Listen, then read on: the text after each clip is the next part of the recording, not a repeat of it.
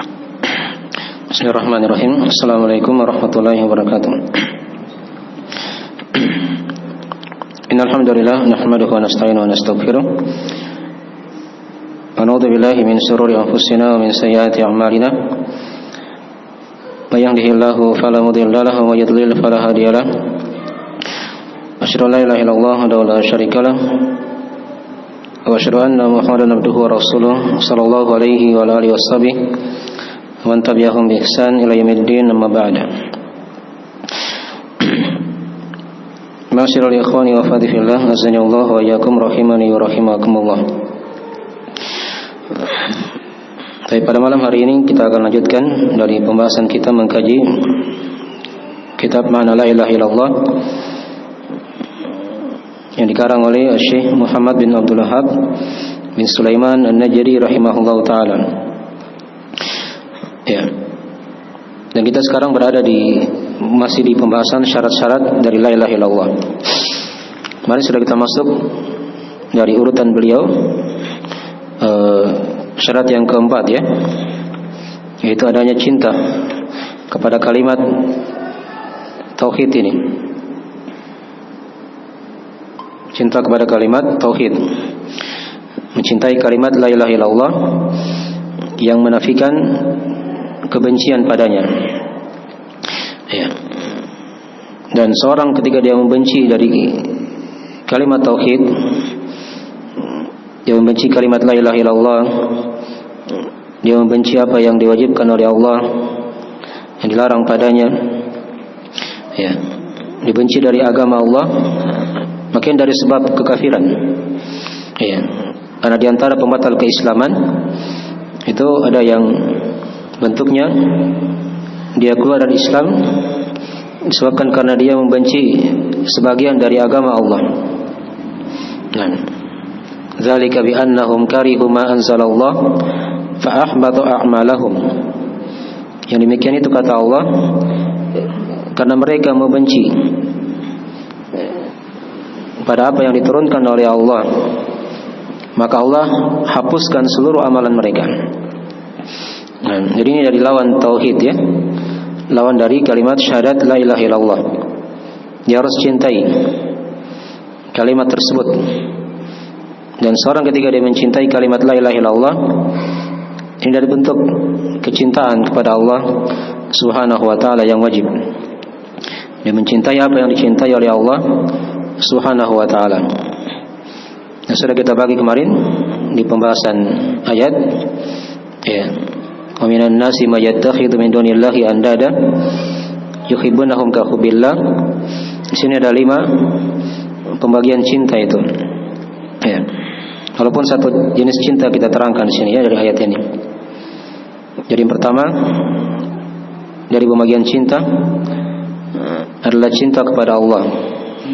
Ini dari asal rukun ibadah, ya, yang dibaringi dengan pembesaran, pemuliaan dan pengagungan kepada Allah Subhanahu wa taala. Ini cinta yang pertama, kan sudah kita bahas. Dan cinta seperti ini tidak boleh diberikan kepada selain Allah.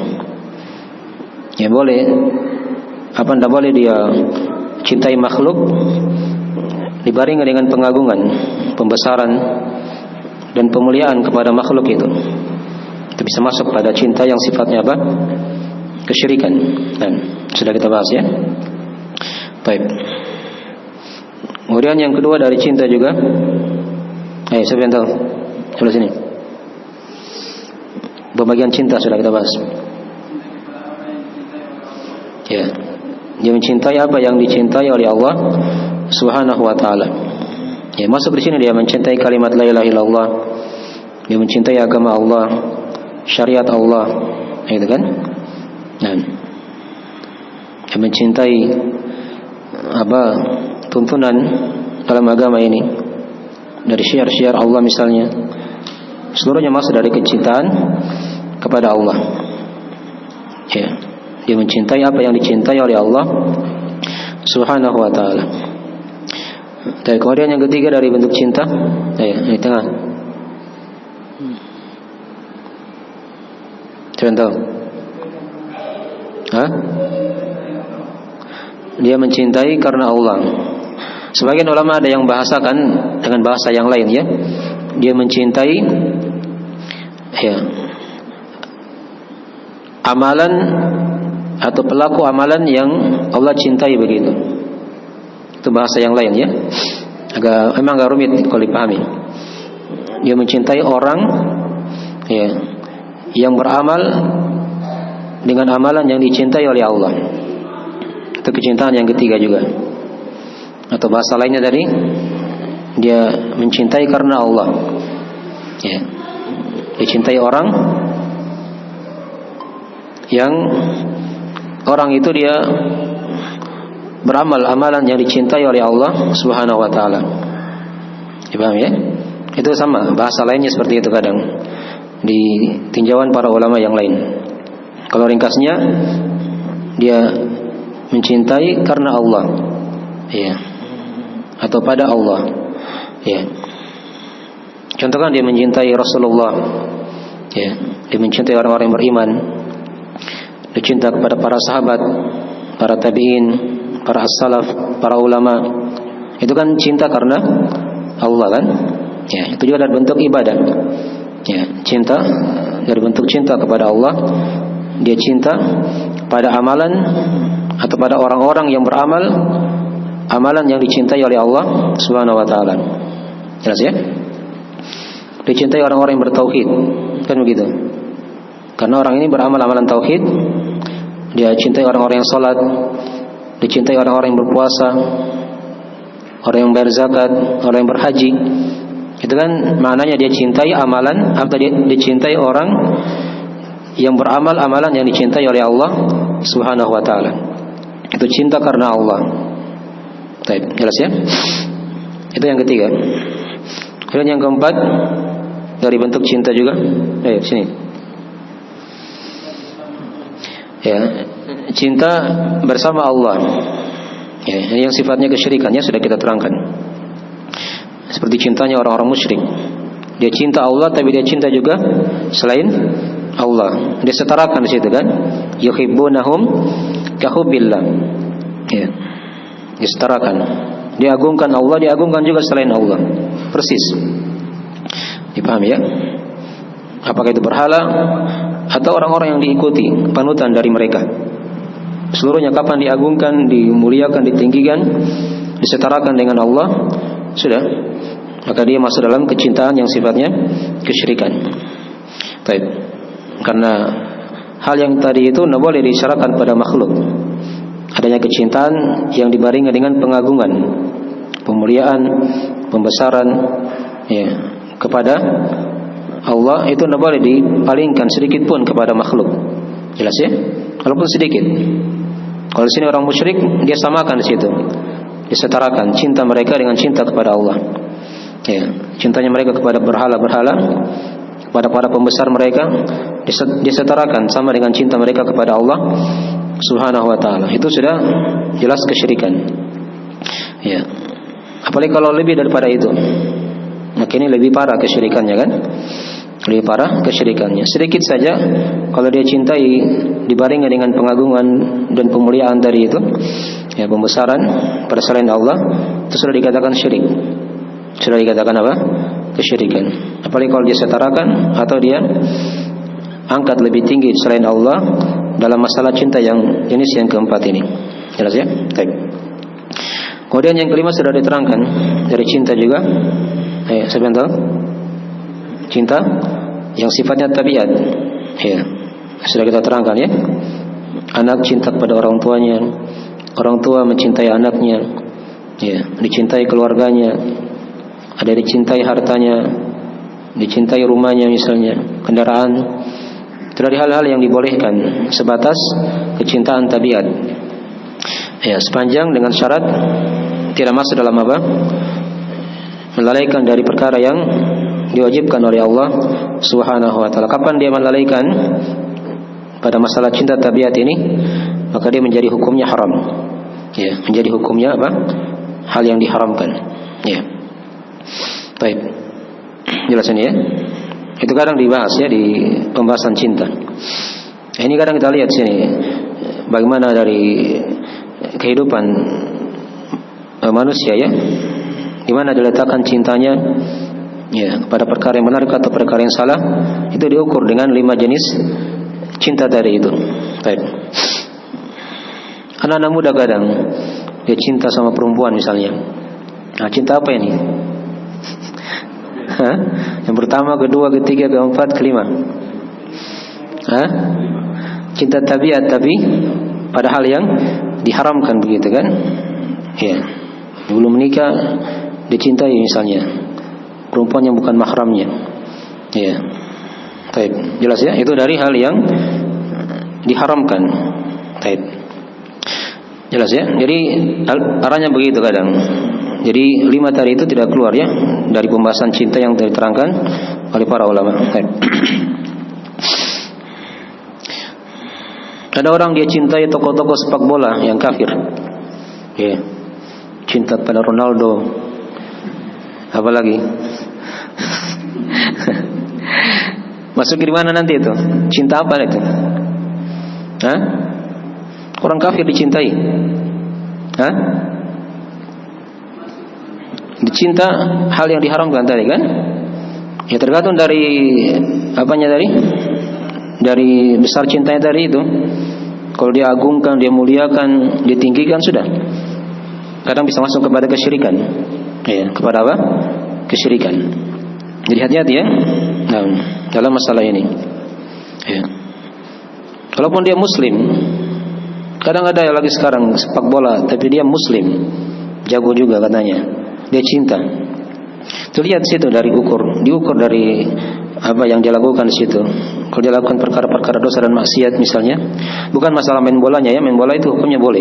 Hal yang dibolehkan sepanjang tidak ada di situ pelanggaran apa? Syariat. Tapi kadang dibahas di situ dari pribadi orang itu misalnya. Ya, itu kadang dikembalikan di situ ya, diukur dalam masalah itu. Baik. Jadi diletakkan cinta itu pada hal yang benar. Ya, bukan pada hal yang diharamkan oleh Allah Subhanahu wa taala. Baik. Semua itu akan terputus pada hari kiamat kan kata Allah. Al-akhillau yauma idzin ba'duhum li ba'din aduun illal muttaqin. Kata Allah, orang-orang yang saling mencintai pada hari ini, yaitu hari kiamat, itu akan menjadi musuh kepada sebagian yang lainnya. Saling bermusuhan nanti pada hari kiamat. Kecuali kata Allah, illal muttaqin. Ya. Kecuali orang-orang yang bertakwa, yang dia bangun cintanya atas ketakwaan. Ini yang tidak akan terputus cintanya sampai hari kiamat. Jelas ya? Jadi diperhatikan tadi ya arah-arah pembahasan masalah cinta ini. Walaupun tadi memang di sini pembahasan masalah kalimat tauhid, tapi di situ Syekh yang dari pembahasan yang kita kaji ini kadang meluas di situ ya, beliau terangkan tadi. Baik. Ya, sekarang kita masuk di pembahasan yang ke-9 di halaman ke-6 ya. Jadi masih keharusan dari rukun yang dari syarat yang keempat. Ya, ini keharusan yang kedua dari syarat yang keempat, yaitu syarat cinta kepada kalimat tauhid la ilaha illallah. Baik. Di situ kata beliau rahimahullahu taala, nah, walihada ya wajib an yakuna ar-rasulu sallallahu alaihi wasallam ahabba ilal abdi min nafsihi wa waladihi ya atau wa walidihi wan nasi ajma'in. Ya, fa inna syahadata an la ilaha illallah tastalzimu syahadata anna Muhammadan Rasulullah taqtadi mutaba'atahu. Ya, kama qala ta'ala, "Qul in kuntum tuhibbunallaha fattabi'uni yuhibbukumullahu wa yaghfir lakum dzunubakum wallahu ghafurur rahim." Baik. Ini dari keharusan seorang ketika dia telah mencintai kalimat la ilaha illallah. Kalau yang pertama kan kemarin sudah diterangkan. Kalau dia sudah mencintai kalimat la ilaha illallah, itu dia harus cinta. Ya. Orang-orang yang berla ilaha illallah kan? Nah. Ya. Dicintai orang yang beriman yang mengucapkan kalimat tauhid ini. Ya. Dan dia juga mencintai dan juga dia membenci orang-orang yang tidak berla ilaha illallah, yang bermaksiat kepada Allah Subhanahu wa taala. Ya. Ada kemarin hadis yang disebutkan di situ ya. Saya lupa, saya baru dapat tadi pembahasan dari para ulama. Ini hadis yang beliau terangkan di sini di masalah yang pertama itu. Wa halidinu illal hub wal bug. Ini memang ada hadis dari Nabi SAW, tapi hadisnya lemah ya. Dilemahkan oleh Imam Abu Zur'ah Ar-Razi. Ya, rahimahullah taala. Dalam sanadnya ada rawi yang bernama Abdul A'la. Ya. Ini kata Abu Zur'ah dari rawi yang mungkar hadisnya. Yang mungkar hadisnya. Demikian oleh Imam Ibnu Katsir rahimahullah taala dalam tafsirnya. Ya. Tapi sudah kita bawakan kemarin hadis yang lain ya. Hadis yang lain yang sahih dari riwayat Ahmad dari Al-Bara bin Azib. Ya. Awsaqu waral iman. Ya. Al-bughdu fillah atau al-hubbu fillah wal bughdu fillah. Di sebagian teks yang lain antu hibba fillah ya wa tubghidha fillah, begitu. Tali iman yang paling kuat adalah engkau mencintai karena Allah dan benci karena Allah. Itu hadis yang mewakili ya, diterangkan dari hadis yang sahih. Baik, itu tadi sekilas tentang hadis yang dibawakan kemarin ya oleh penulis yang telah kita baca. Ya. Jadi mana hadis ini memang betul ya, tapi teks hadisnya itu lemah ya, lemah. Baik. Ya. Dia semisal dengan hadis-hadis yang lain yang sudah kita baca dari riwayat Ahmad. Baik. Sekarang kita masuk di tadi ya di apa? Di keharusan yang kedua tadi dari cinta ini. Jadi ketika seorang dia telah mencintai kalimat la ilaha illallah, kata beliau rahimahullah, ya, oleh karena itu wajib bagi hamba yang telah bertauhid tadi itu untuk menjadikan Rasulullah sallallahu alaihi wasallam ya lebih dia cintai daripada dirinya, ya, daripada kedua orang tuanya dan dari manusia seluruhnya. Ini baru betul cintanya ya kepada kalimat syahadat la ilaha illallah. Hati-hati ya. Ini perhatikan. Ya, ini ada hadis dalam masalah ini ya, diterangkan dalam riwayat Al-Bukhari Muslim dari Anas bin Malik radhiyallahu taala anhu, di mana kata Nabi sallallahu alaihi wasallam, la yu'minu ahadukum hatta akuna ahabba ilaihi ya min waladihi wa walidihi wan nasi ajma'in. Ya, kata Nabi, tidak beriman salah seorang di antara kalian, maksudnya tidak sempurna imannya. Ya, sampai dia menjadikan aku, kata Nabi, lebih dia cintai ya, daripada anaknya, daripada kedua orang tuanya dan daripada manusia seluruhnya. Nah, ini diukur ya kecintaan di sini. Ya. Jadi cinta kita kepada Rasulullah itu harusnya lebih besar daripada cinta kita kepada manusia yang lain. Ya, kepada anak kita, kepada orang tua kita, kepada keluarga kita. Ya, hendaknya Rasulullah itu lebih kita apa? Kita cintai. Ini kalau antara makhluk ya, antara makhluk. Baik. Kalau pada Allah itu lebih besar lagi tentunya ya, cinta kita kepada Allah Subhanahu wa taala. Dan itu tidak berentangan ya. Kalau dia paham tadi pembagian apa? Cinta yang sudah kita bahas. Baik. Maka di sini Syekh ya terangkan dengan bahasa beliau dari mana hadis yang telah kita bacakan tadi ya. Ya, jadi seorang yang telah mencintai kalimat la ilaha illallah, dia wajib mencintai Rasulullah. Ya. Melebihi ya cintanya kepada apa? Dirinya, kepada kedua orang tuanya dan kepada manusia seluruhnya. Ya. Ada teks hadis yang lain ya. Ketika Umar ketika itu dia berkata kepada Nabi SAW, ya, kata Umar, ya Rasulullah, aku mencintaimu karena Allah. Ya, aku mencintaimu melebihi segalanya, kecuali diriku sendiri. Kecuali diriku sendiri. Artinya Umar masih mencintai dirinya lebih besar daripada apa? Cintanya kepada Rasulullah ketika itu. Nah, ditegur oleh Nabi SAW. Ya. Itu bukan cinta yang benar ya Umar. Sampai kata Nabi, aku lebih kamu cintai daripada dirimu. Daripada apa? Dirimu. Nah, baru Umar ketika itu beliau perbaiki kalimatnya lagi. Ya. Kalau begitu ya Rasulullah, kamu lebih aku cintai daripada diriku. Ya, kata Nabi di situ, sekarang betul wahai Umar, cintamu seperti itu sudah betul. Ini perhatikan ya. Jadi Nabi ajari Umar bin Khattab. Ya. Awalnya beliau lebih mencintai dirinya daripada Nabi SAW. Ditegur oleh Nabi. Ya, itu bukan cinta yang benar. Sampai Nabi lebih dia cintai daripada dirinya sendiri. Daripada apa? Dirinya sendiri. Jadi di sini beliau rahimahullah taala itu menggabungkan beberapa dalil dalam masalah ini ya. Baik.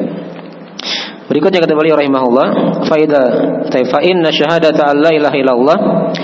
Ya, sudah kita baca tadi ya. Karena syahadat la ilaha illallah itu tastalzimu syahadata anna Muhammadar Rasulullah.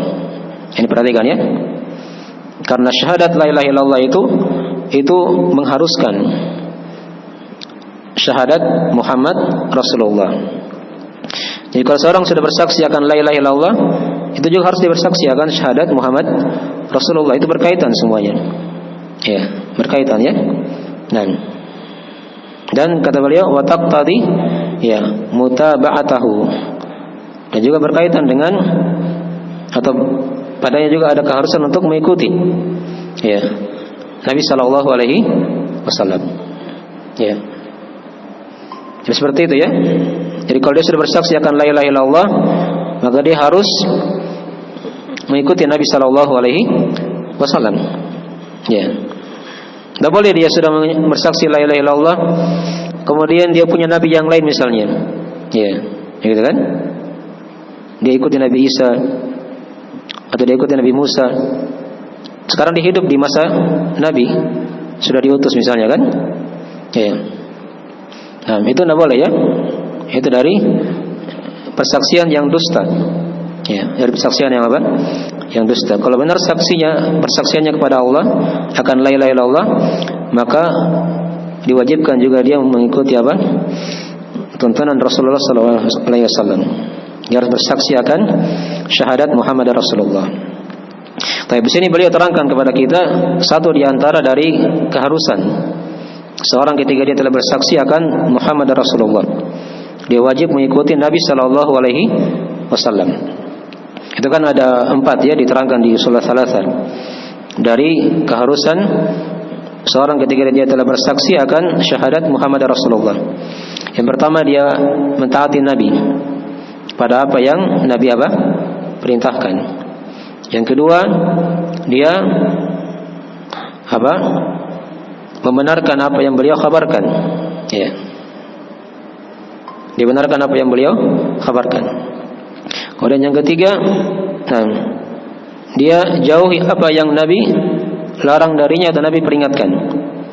Ya, itu kalau dia sudah bersaksi akan syahadat Muhammad Rasulullah. Dia ikuti perintah Nabi, dia benarkan kabar dari Nabi SAW. Yang ketiga, dia jauhi larangan-larangan Nabi dan apa yang beliau peringatkan.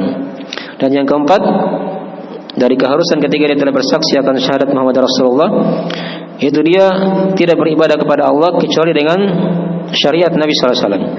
Ya, dengan tuntunan Rasulullah.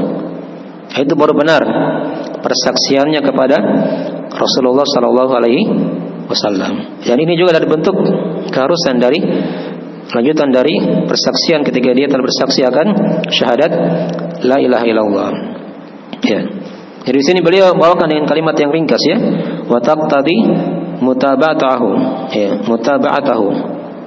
Ya. Jadi kalau dia sudah bersaksi akan la ilaha illallah, maka dia harus juga bersaksi akan Muhammad Rasulullah. Maka wajib dia ikuti Nabi SAW.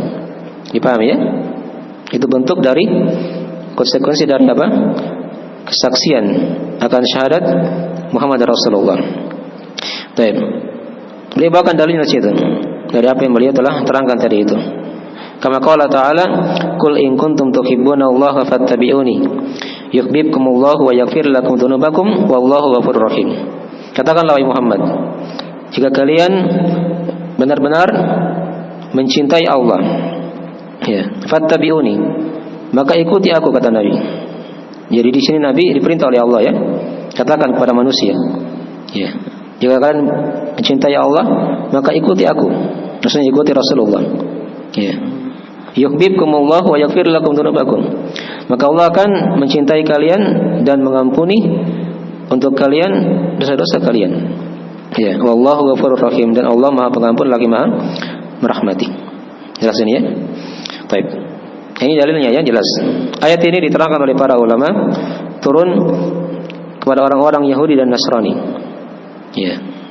Mereka berkata, diterangkan juga di dalam Al-Qur'an ya. Ya. Waqalatil yahudu wan nasara ya. Nahnu abna'ullahi wa ahibbahu. Ya. Kata mereka, katanya, kita ini anak-anaknya Allah dan orang-orang yang dicintai oleh Allah. Ya. Ini pengakuan orang Yahudi dan Nasrani. Nah, diuji mereka di situ. Kalau memang benar kalian cinta kepada Allah, kalian dicintai oleh Allah, dan kalian juga cinta kepada Allah, maka ikuti Nabi SAW. Nah, ternyata mereka tidak mau ikut. Ya. Dicari kalau yang diberi hidayah kan, dari Nasrani masuk Islam, Yahudi masuk Islam, itu baru benar cintanya kepada Allah Subhanahu wa taala. Jelas ini ya? Baik. Jadi ini ayat turun pada pembahasan dari itu ya. Dan sebagian ulama juga ada yang mengatakan ayat ini turun juga kepada orang-orang musyrik di masa Nabi ketika itu, di orang Quraisy ya, di kafir Quraisy di Mekah, di mana mereka juga mengaku cinta kepada Allah. Tapi mereka juga beribadah kepada berhala-berhala ketika itu. Ya. Tujuannya agar mereka dekat kepada Allah. Jadi mereka maksudnya bagus. Ya, ketika itu ya. Jadi mereka juga cinta kepada Allah, beribadah kepada Allah, dan juga mereka juga beribadah kepada selain Allah, berhala-berhalanya.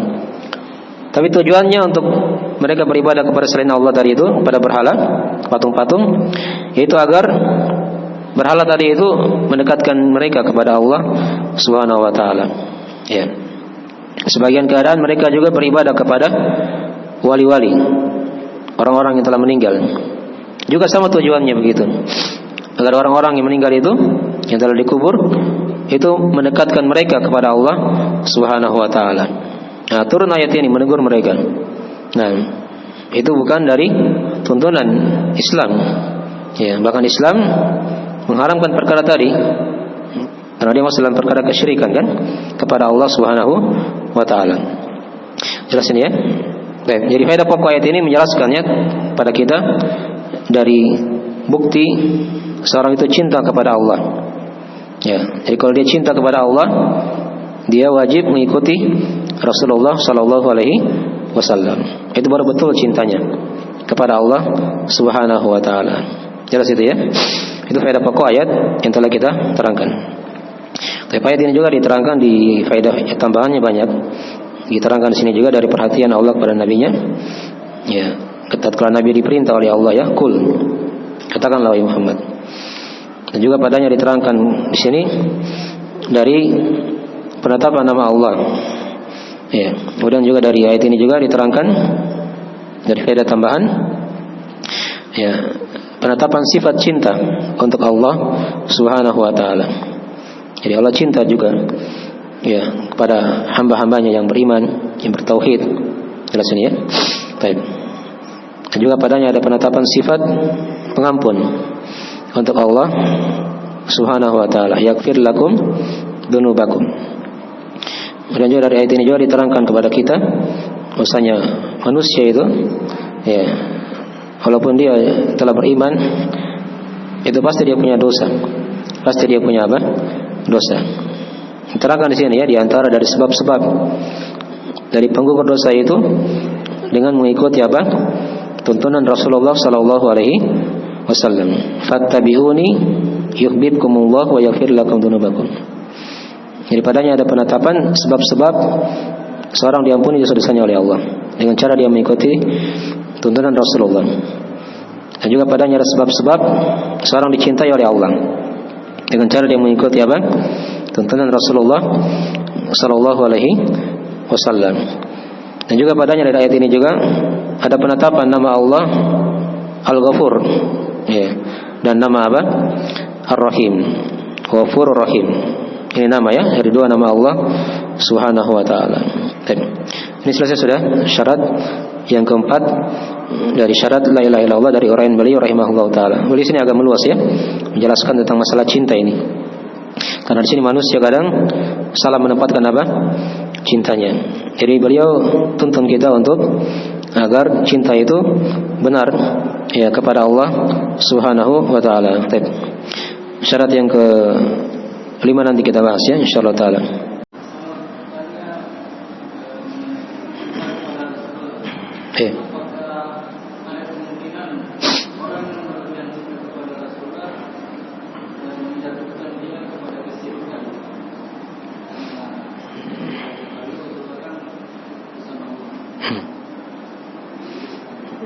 Baik, ini ada yang bertanya dari teman kita, apakah cinta yang berlebihan pada Nabi, pada Rasulullah SAW itu bisa menjatuhkan kepada kesyirikan?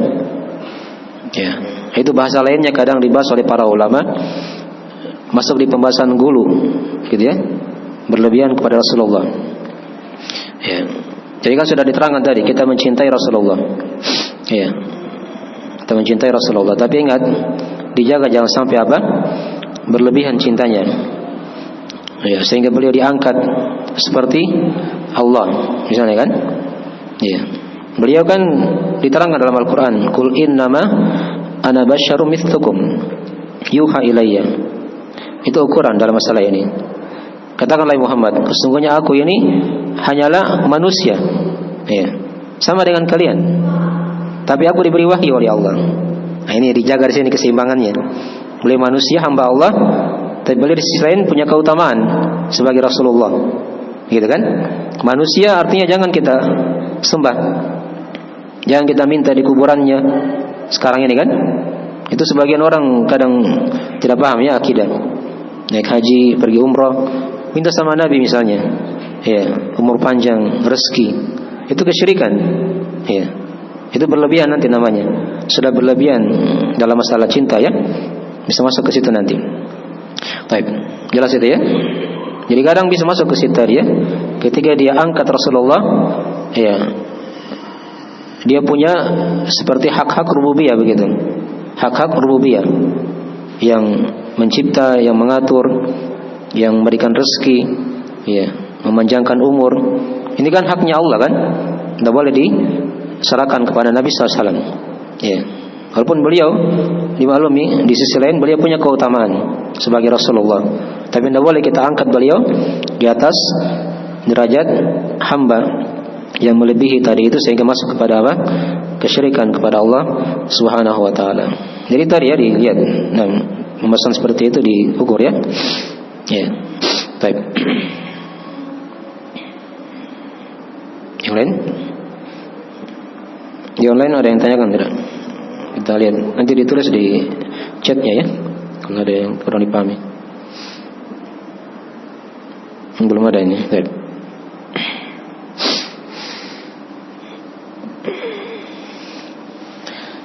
Sudah waktu kayaknya. Kita tutup saja majelisnya. Jadi besok di mana talimnya? Hah? Sini aja. Ya, sini saja ya, insyaallah taala. Malam Senin kan kalian masih mau pergi apa? Kerja bakti ya. Jadi mungkin libur aja malam Senin. Malam Selasa kan di sini lagi. Baik. Ustaz Khairil ya. Baik.